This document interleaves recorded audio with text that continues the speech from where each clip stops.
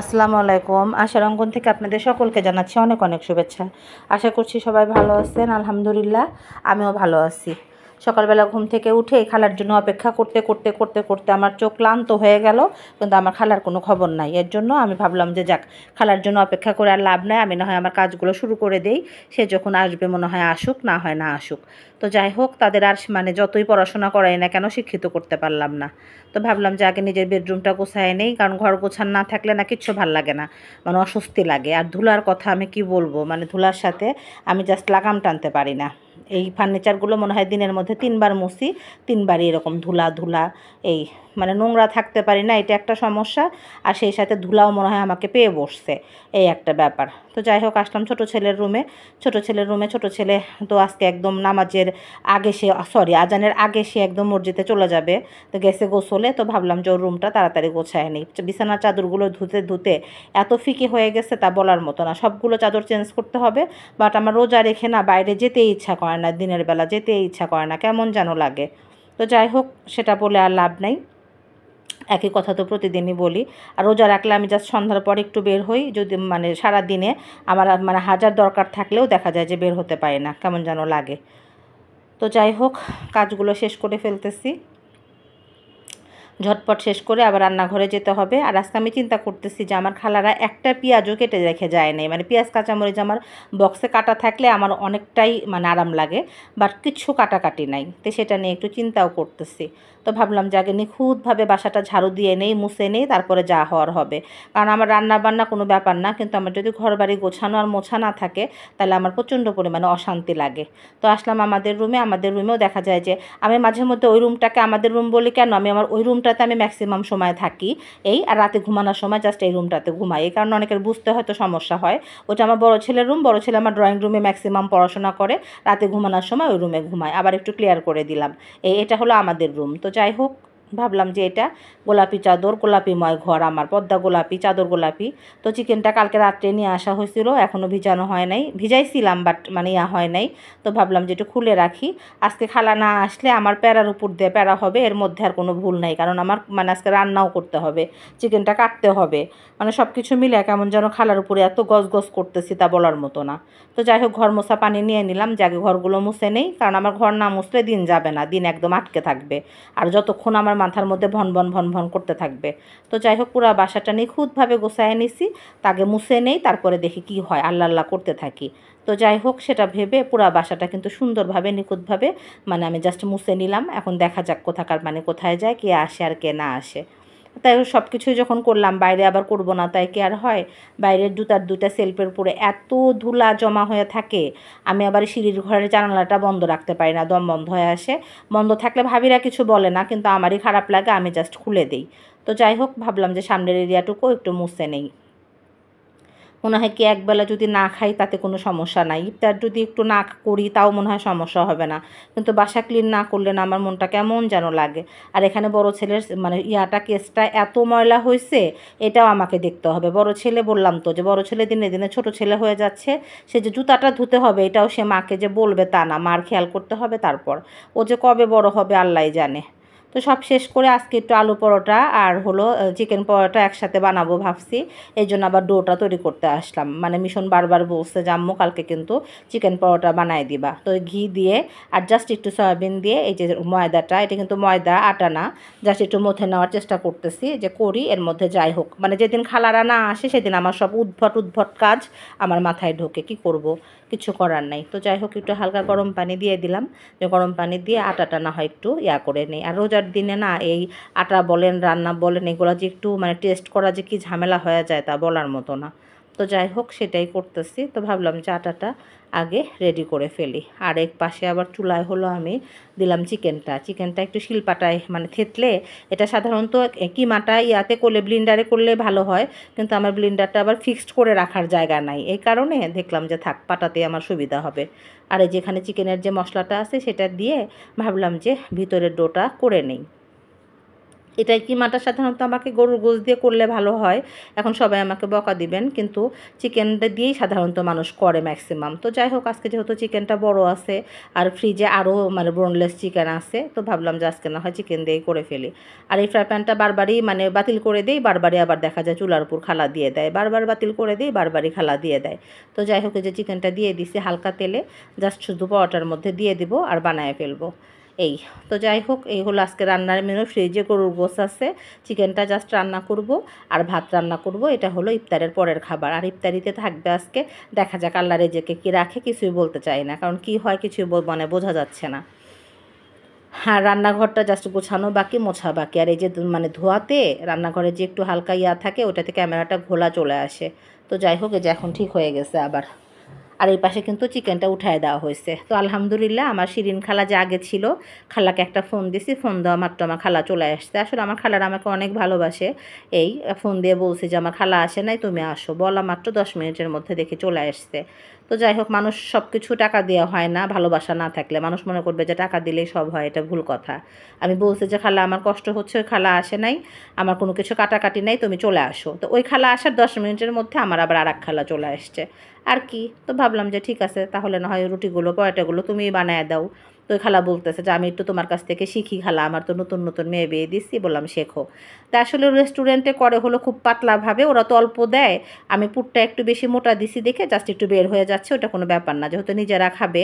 এই খালাকে বললাম যে তুমি ভয় পেও না, আস্তে আস্তে করো, করলেই শিখবা।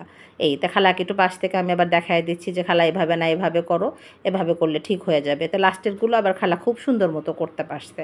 আর এই যেখানে ফ্রাই প্যানটা দিয়ে দিলাম, যে এখানে একটু ঘি দিতে হবে, খানের ঘিটা। আমি সবসময় খানের ঘিয়ের প্রমোশন করি, এই তো আজকেও তাই করলাম, যে খানের ঘিটা এভাবে দিয়ে পরোটাগুলো ভেজে নিতে হবে। সাধারণত চিকেন পরোটা বা আলু পরোটা কিন্তু সয়াবিনে ভাজলে ততটা টেস্ট লাগবে না যতটা ঘিতে করলে আসবে। এই এটা কিন্তু আমি বারবার নিজে করতে চাচ্ছিলাম যে খালা আমি করি, কিন্তু আমার যে খালাটা রেগুলার আসে, উনি মনে করছে যে আমি মনে হয় রাগ করছি, তো বারবার বলতেছে যে না খালা আমিই করি, আমিই করি। তো আমি আর কিছু বললাম না। আসলে কি, জীবনে চলতে গেলে আপনার সবাইকে লাগবে। হ্যাঁ, শুধু যে বলবেন যে আপনার বিত্তশালী আত্মীয় স্বজন দিয়ে আপনার জীবন যাবে, দিন যাবে, এটা কিন্তু না। সবাইকেই লাগবে, সব শ্রেণীর মানুষকে মূল্যায়ন করতে হবে। এখন যদি পারাপারি করে আমি তাকে না বানাতে দেই, তাহলে সে ভাববে যে আমি হয়তো রাগ করছি বা কষ্ট পাইছি। তো রোজার দিন কাউকে আমি কষ্ট দিতে চাই না। আমি চলে গেলাম গোসলে, ভাবলাম যে খালারা ভেজে রেডি করে ফেলুক। তো যাই হোক, আমার আর একটা খালা ছিল, সে বললো যে খালা তুমি গোসলে যাও, আমি ভেজে টেজে একদম তোমাকে রেডি করে দিয়ে যাব, কোনো সমস্যা নাই, তুমি জাস্ট ওভেনে দিয়ে খাও। তো জাস্ট ওভেনে দেওয়ার বুদ্ধিটা কিন্তু তাদের মাথা থেকেই বের হয়েছে, না হলে আমি এত দুপুরবেলায় এটা রেডি করতাম না। তো ভাবলাম যে না, রেস্টুরেন্টে তো অনেক তাড়াতাড়ি ইফতার রেডি করে ফেলে, আমাদের রেডি করতে সমস্যা কি, এটা ভেবে আবার ভাবলাম যে না, তাহলে না হয় তাই করি। তবে দু পিঠেই কিন্তু এভাবে ঘি দিতে হবে, ঘির উপরে না দিলে এটা ভালো লাগবে না। আমার এটা আমি এর আগেও করছি, আমার দেখছি যে না, ভাল লাগে না, মানে ঘি ছাড়া করলে খালি জাস্ট এমনি পরোটা পরোটা লাগে। আর ঘিটা দিলে আপনার চিকেনের একটা ফ্লেভার, ধনিয়ার পাতার যে সবুজ সবুজ দেখা যাচ্ছে, এটা কিন্তু ধনিয়ার পাতা, এটার একটা ফ্লেভার, সাথে আবার আসবে হলো ইয়ার ফ্লেভার, সব কিছু মিলায় আসবে। তো যাই হোক, সেটাই কিন্তু দিয়ে দিছি। তো দিয়ে এভাবে জাস্ট আমরা 4 জন মানুষ 8টা পরোটা কমপ্লিট করে ফেললাম। ফ্লেভারটা এত দারুণ আসছে, এত দারুণ আসছে, তা বলার মতো না, খুব সুন্দর আসছে। তো দেখা যাক কি হয়, আমার ভীষণ খুশি হলে আমি খুশি, আলহামদুলিল্লাহ, আর কিছু চাই না। এই যে দেখতে কিন্তু এরকম আসছে, মাশাআল্লাহ, অনেক মানে ভারী ভারী হয়েছে আর সফট হয়েছে, একটু মচমচে হয়নি। মচমচে হলে ভাল লাগবে না কিমা পরোটাটা, মানে একটু সফট হলে ভাল লাগবে। আর এই যে আমি কিন্তু ভিডিওতে দেখাচ্ছি, এখানে আমার 2টা খালাই আছে, এখানে একটা খালা, এখানে একটা খালা। এই তো যাই হোক, আমার মানে খুব সুবিধা হয়েছে লাস্টের দিকে, আলহামদুলিল্লাহ। আল্লাহ রোজার দিনে আমাকে কষ্ট দেয় নাই, ঠিক সময় নামাজটা যে আমাকে পড়তে দিছে আল্লাহ, এর জন্য আল্লাহর কাছে হাজার হাজার শুকরিয়া। না হলে আজকে গোসল করতে করতে আমার আসরের নামাজের আজান দিয়ে দিত, এর মধ্যে আর ভুল নাই। তো যাই হোক, ওই খালাটা একটু সিক, বললাম যে খালা তুমি সুস্থ হয়ে তাড়াতাড়ি চলে আসো, 2 জনে কাজ করো। তো দেখা যাক। এখন বাজে বিকাল 5:30, লম্বা একটা ঘুম দিয়ে উঠছি, আলহামদুলিল্লাহ, একটু ঘুমাতে পারলাম, আমার যে কি ভালো লাগে তা বলার মতো না। তো যাই হোক, এই রাস্তাঘাট সব নীরব হয়ে গেছে এখন, লোকজন মনে হয় সবাই বাসার দিকে ছুটতেছে, ইফতার যেহেতু সামনে। তো যাই হোক, আমিও ভাত উঠাই দিছি। আজকে তো আমার ইফতার হলো অন্য কিছু দিয়ে, তো যাই হোক সেটা না হয় টেবিলে দেখাবো। বড় ছেলে চলে গেছে নানির বাসায় ইফতার করতে, আজকে আমাদের সবারই দাওয়াত ছিল, বাট ওর বাবার ব্যস্ততার কারণে যেতে পারলাম না। আমার ছোট ছেলে জামাতে নামাজ পড়ে, সরি জামাতে নামাজ পড়ে বলতেছি, খতম তারাবি পড়ে এক মসজিদে। ও বলতেছে আম্মু আমার দেরি হয়ে যাবে। আসলে আমার ছোটো বাচ্চাটা তো বেশি ম্যাচিউর, এই কারণে ওর কথাগুলো একটু প্রায়োরিটি দিতে হয়। আব্বু আমি তোমাকে দেখাচ্ছি না বাপি, আমার মাহিন একটু রেস্টে আছে, তোমাকে একটুও দেখা যাচ্ছে না। না নাও দেখা যাবে না, তুমি আমাকে বিলিভ করতেছো না? তুমি একটা কাপড় চুপড় উঠাও নাই, ব্যাপার কি? মাহিন আজকে খুব দুষ্ট হয়ে গেছে, কাপড় চুপড় কিচ্ছু উঠায় নাই। তো কাপড় চোপড়গুলো সব উঠায় ফেলি, সব একদম শুকায় মানে ইয়া হয়ে গেছে, কি যেন বলে, চুনচুনা হয়ে গেছে। এত রোদ, এই রোদে কি আর কাপড় না শুকায় থাকে? সব কাপড়ই একদম শুকায়া যায়, যেটা দেওয়া যায় সেটাই শুকায়া যায়, যেটা দেওয়া যায় সেটাই শুকায়া যায়। তো যাই হোক, মানে কেমন ধুলা সব দিকে বাবা, ধুধো করতেছে সব। গাছগুলোতে পানি দিব না, পানি ভর্তি আসছে। ওভার ওয়াটার গাছের জন্য একদমই ভালো না। তুমি একটা গেঞ্জি পরো বাবা, ঠান্ডা লাগতেছে মনে হয় তোমার। বড় ছেলে চলে গেল, বাসাটা খালি খালি লাগতেছে। 3-4 মানুষই আমরা, তার মধ্যে আবার কেউ কেউ না থাকলে না কেমন যেন একটু হালকা হালকা লাগে। আর ভাত তো মানে ভাতের ইয়াতে না মানে পুরো বাসা মোমো করতেছে, ভাত আর ঘিতে। এই যে ভাতও উঠাই দিছি, মা গরম এখনো হয় নাই। আমার পাটাটা সুন্দর না, কি সুন্দর পিচ্ছে একটা পাটা। এখানে এখন আমি রায়তা করবো, তো ধনার পাতা আর পুদিনা পাতাটা বাটবো, ওই জন্য রেখে দিছি এটা। আমার আবার অল্প কাজে ব্লেন্ডার বের করতে কেমন যেন একটু মনে হয় যে মানে বেশি এলোমেলো হয়ে যাচ্ছে, এরকম মনে হয়, নোংরা করতে ভালো লাগে না পাটাটা ইউজ করতে। আমার কাছে মানে আগের যুগের মানুষের স্বভাব আমার একটু আছে, যদিও 2টা পার্সেল আসছে আমার সাহেবের, এই যে একটা যদিও খোলা হয় নাই, আর একটা পার্সেল আসতে হলো এইটা, কি জানি না, দেখতে হবে। তো যাই হোক, এখন সময় নেই পার্সেল দেখায়, এখন আগে আমি কাজ করি, সব কাপড় চোপড় উঠাই। আর আজকে চিকেনটা আজকে খালা আসবে না করে আমি আগের পুরানো খালাকে ডাকছি, পরে তো আবার 2 খালা একসাথে হাজির হয়ে গেল, সেটা তো দেখালাম এই ভিডিওতে। এই হলো আমার বাসার অবস্থা। এই পাঞ্জাবিটা এখানে কেন বুঝতেছি না, নিয়ে দিয়েছিলাম কিনা, আমার বসতে এত কাপড় হয় আল্লাহ। আগে বাচ্চারা ছোট ছিল, ভাবছি যে কাপড় মনে হয় এখন কম হবে, দিনে দিনে যত বড় হচ্ছে কাপড় আরও বেশি বাড়তেছে, মানে 4 বারান্দা ভর্তি কাপড়। এদের 3 বাবা ছেলের কাপড় আর কমার কোনো সম্ভাবনা নাই, মানে ভাড়ার উপরেই আছে। তো যাই হোক, হাত দিয়ে হয়ে গেল, এ কটা না হয় ঘরে রাখি। মাহিন কাপড়গুলো ভাঁজ করে ফেলো। ইফতারের প্রিপারেশন নিয়ে নেই, দেখা হবে আবার ইফতারের পরে ইনশাল্লাহ। সবাই বিস্কিট ফুলে শুভেচ্ছা নিবেন, সবাইকে শুভ বিকাল। দেখতে দেখতে রোজাগুলো মনে হয় শেষ হয়ে যাচ্ছে, তাই না? সময় আর দিন কখনো কারোর জন্য অপেক্ষা করে না। তো সবাইকে শুভ বিকাল। কিমা পরোটাতে অবশ্যই রায়তা লাগবে। রায়তাটা কিন্তু সাধারণত রেস্টুরেন্টে যেটা দেয় সেটা স্বাস্থ্যসম্মত না, আর এটা সাধারণত ইয়াতেও দেওয়া যায়, ব্লিন্ডারেও দেওয়া যায়, কিন্তু ব্লিন্ডারে আমি যেহেতু অল্প করবো এর জন্য আমি পাটাতেই দিলাম। তো যাই হোক, একটু ধনিয়ার পাতার পুদিনা পাতাটা আমি একটু টক দই দিয়েই বেটে নিলাম। বেটে নেওয়ার সময় জাস্ট পানি না দিয়ে টক দইটা নিলেই ভালো হয়। আর আমি ওই বাটিতে যতটুকু করছি অতটুকু টক দই নিছি, জাস্ট একটু পুদিনা পাতা, একটু ধনিয়ার পাতা, সাথে নেব একটু ভেজে তেলে নেওয়া জিরা পাউডার, সাথে নেব একটু বিট লবণ, আর কিছু না। আর জাস্ট একটু মরিচের গুঁড়া আর একটা কাঁচামরিচ বেটে দিছি জাস্ট। এটা আসলে প্রপারলি আমি দেখাতে পারলাম না, সরি, আর একদিন না হয় দেখাবো। আজকে আমার ইফতারের সময় হয়ে গেছে, তো আমি কেন যেন মানে টাইমিংটা বুঝতে পারি নাই।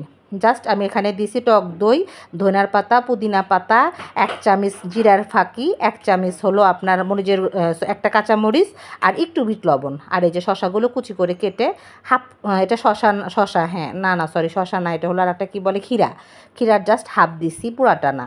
মানে জাস্ট আমাদের 4 জনের এই 1 বাটিতে হয়ে যাবে, এর জন্য আর মানে বেশি করলাম না। তো এটা কিন্তু একদম পারফেক্ট হয়েছে। রোজার দিন টেস্ট করা যাচ্ছে না, কিন্তু ফ্লেভারটা খুব দারুণ আসছে। এটা স্বাস্থ্যসম্মত, কারণ রেস্টুরেন্টে 1 দিন করলে তারা 7 দিন এটা ব্যবহার করে, ওটা কোনোভাবেই স্বাস্থ্যসম্মত হয় না। এই কারণে আমি চাই যে রায়তাটা বাসায় বানানো খুবই সহজ। একটু দেখা যায় এলোমেলো হয় সব কিছু, কিন্তু তারপরেও দেখা যায় যে বানানোটা সুবিধা। তো যাই হোক আমার রায়তা কিন্তু রেডি হয়ে গেছে। আমার আর মাহিনের একা একা ইফতার। তবে আমাদের ইফতারিতে আজকে আছে হলো মাহিনের একদম প্রিয় খাবার, এটা হলো চিকেন আর আলু পরোটা। একদম রেস্টুরেন্টের মতো হয়েছে, এত গরম আছে এখনও, জাস্ট আমি ওভেনে গরম করে নিছি। এই এখানে আছে হলো চিকেন আর আলু পরোটা, আর এখানে নিজের হাতে বানাইছে হলো রায়তা। রায়তা হোটেলেরটা একদমই মানে হোটেলের যেটা সেটা একদম স্বাস্থ্যসম্মত না, কোনোভাবে খাওয়া উচিত না। আমি এইমাত্র একদম বাসায় হোমমেড রায়তা আছে, খেজুর আর আপেল ড্রিঙ্কস। এই হলো আমাদের আজকের ইফতার, আমার আর মাহিনের ইফতার।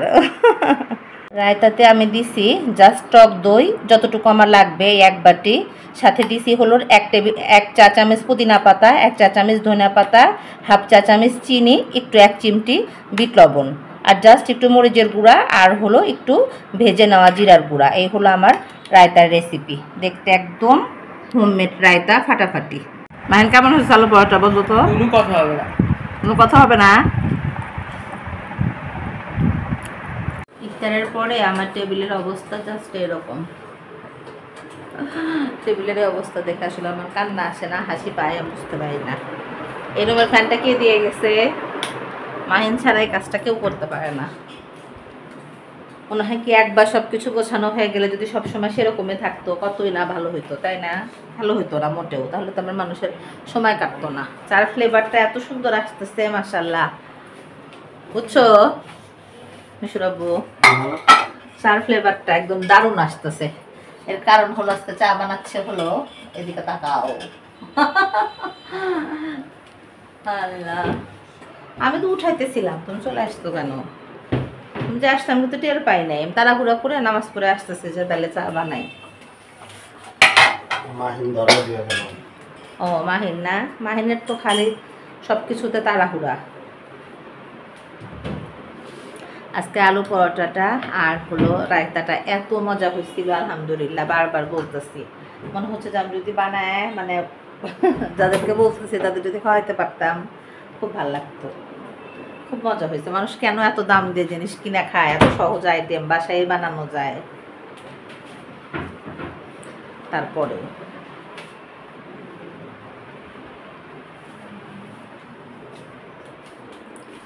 থালা বাসন মাজা, একটা বিজি খিস্তি কাজ করতে হবে। ওইটাতে দিছো চা? আমার সাহেব বাবা ছোট পাতিলে চা বানাতে পারে না, আমি তো আবার পিচ্ছি পাতিলে চা বানাই। তো যাই হোক, টেবিলটা দ্রুত ক্লিন করে আমি যাব বাইরে হাঁটতে, আপার সাথে একটু দেখা করতে। সন্ধ্যার পরে না আপা অপেক্ষা করে যে আমি আজকে দেখাবো নিজে কোন আপার কথা বলে। আমি যে দোকানে বসি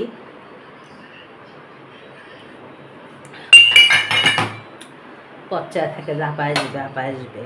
দুনিয়াতে কে কার পচ্চা থাকে বলেন? ভালোবাসার সবসময়ই মূল্যায়ন করতে হয়, সেটা যারই হোক। কি ব্যাপার আজকে ময়লা এত বেড়ে গেছে কেন? খালারা মনে হয় ময়লা নেয় নাই। মাহিন ময়লা দিয়ে আসতে হবে নিচে। চাটা খেয়ে নি। ও মাহিন আমাদের যাওয়ার সময় এমন ভাবে চলে যাবে যে আমি টেরই পাবো না যে মাহিন চলে গেছে বাইরে। মাহিনের কি কোনো ভরসা আছে?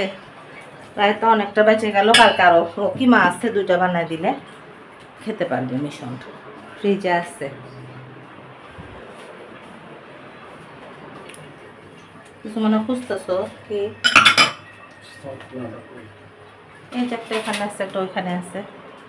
তো যাই হোক, চাটা খেয়ে নিয়েই খেয়ে শেষ করে ফেলে। আজকে ভিডিও অনেক লম্বা হয়ে গেল। আজকে সকাল থেকে পেরেশানিতে ছিলাম তা না, ভাবছিলাম যে খালা আসবে না, কিন্তু আস্তে আস্তে 2 খালাই আসলো, কিন্তু অসময় আসলো।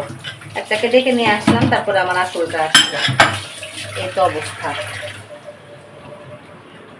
এর জন্য একটু এলোমেলো হয়েছে সব কিছু। তো যাই হোক, চা খেতে খেতে না হয় বিদায় নেওয়া যাবে। আসলে রোজার দিনে বা রমজান মাসে যাই বলি না কেন, সব কিছুরই বরকত অনেক বেশি। বা যে কোনো কিছু নিয়েই টেনশন করলে মনে হয় যে ওটা খুব নিমেষেই মানে সলভ হয়ে যায়, তাই না? সবার ক্ষেত্রে মনে হয় তাই। তাই সবাইকে বলবো, জীবন নিয়ে সমস্যা নিয়ে বেশি অতিরিক্ত চিন্তিত হওয়ার কোনো কারণ নাই। যখন যেটার উপযুক্ত সময় তখনই সেটা সমাধান হবে। জাস্ট চিন্তা করে শরীর খারাপ হবে, মন খারাপ হবে, ইবাদতে মানে অমনোযোগী হবে, এর চেয়ে বেশি কিছু কোনো কিছুই হবে না। এই জন্য আমি একদম মাথা ঠান্ডা করে একদম চুপচাপ ধীরে স্থির আছি যে না, রমজান মাস কোনো রকম টেনশনের মধ্যে যাব না, কোনো রকম অতিরিক্ত প্রেশার নিব না কোনো কিছু নিয়ে। কারণ এতে দেখা যাবে যে মানে সমাধানের চেয়ে সমস্যায় বেশি দেখা দিবে। আমাকে মনে হয় আমার কথা বলতেছে, গলায় লাগতেছে। তো যাই হোক, চাটা খেতে খেতে আজকে না হয় বিদায় নিয়ে নেই। সবাই ভালো থাকবেন। আপনার ভালো থাকার দায়িত্বটা আপনাকে নিতে হবে, অন্য কেউ নেবে না। যেভাবে আপনি ভালো থাকতে পারেন ঠিক সেভাবে আপনি ভালো থাকার চেষ্টা করবেন। আপনার ভালো থাকার উপর নির্ভর করবে আপনার পরিবারের ভালো থাকা, আপনার আশেপাশের ভালো থাকা, বা আপনার ভালোবাসার মানুষদেরকে ভালো রাখা। তবে আজ এই পর্যন্তই। সবাই ভালো থাকবেন, সুস্থ থাকবেন, আশার অঙ্গনের সঙ্গে থাকবেন, আমার চ্যানেলটা সাবস্ক্রাইব করবেন, সেই সাথে গঠনমূলক সমালোচনা করবেন। তবে আজ এই পর্যন্তই। আল্লাহ হাফেজ।